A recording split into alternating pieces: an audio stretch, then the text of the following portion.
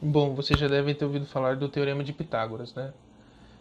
Mas sabia que houve uma adaptação nele para poder trabalhar com seno e cosseno e que isso permitiu uma grande revolução dentro da matemática, dentro da geometria?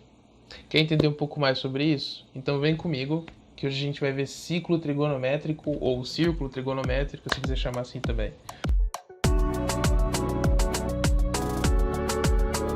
Muito bem, nossa história começa com um triângulo retângulo, na mesma história de Pitágoras, seguindo aquela linha.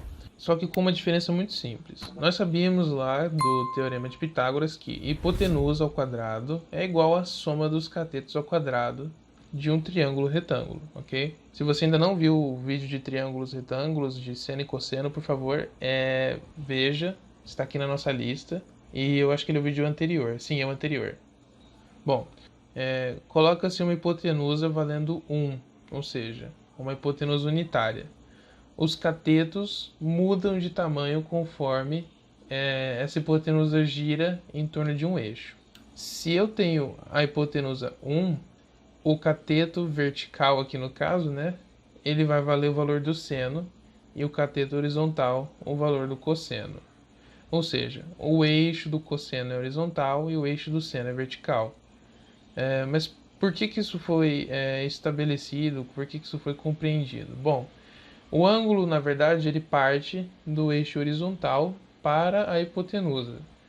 Dessa forma, eu consigo fazer com que o valor horizontal do cateto seja o cosseno dele vezes a hipotenusa.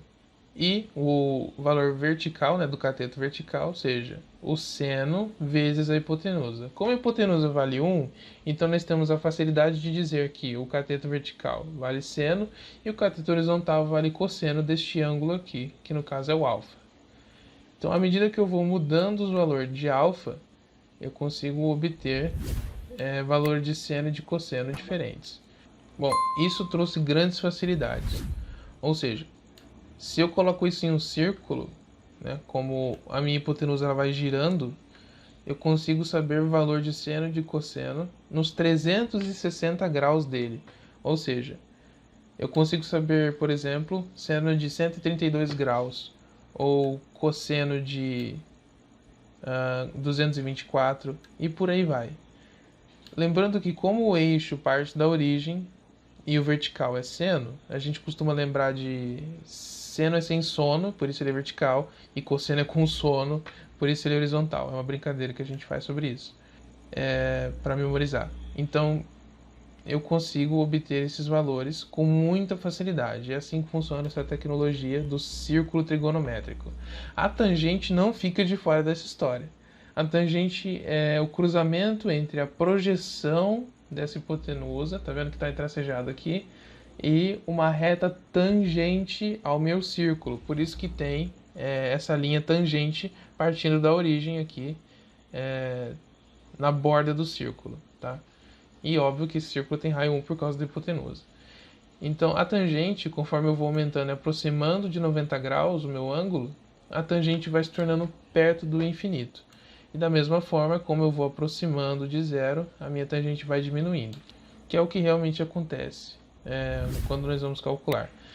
A grande vantagem é o cosseno ele acaba sendo negativo quando eu estou trabalhando com ângulos entre 90 e 270 graus, o cosseno acaba sendo negativo, e o seno acaba sendo negativo quando eu estou trabalhando com ângulos entre 180 e 360, certo?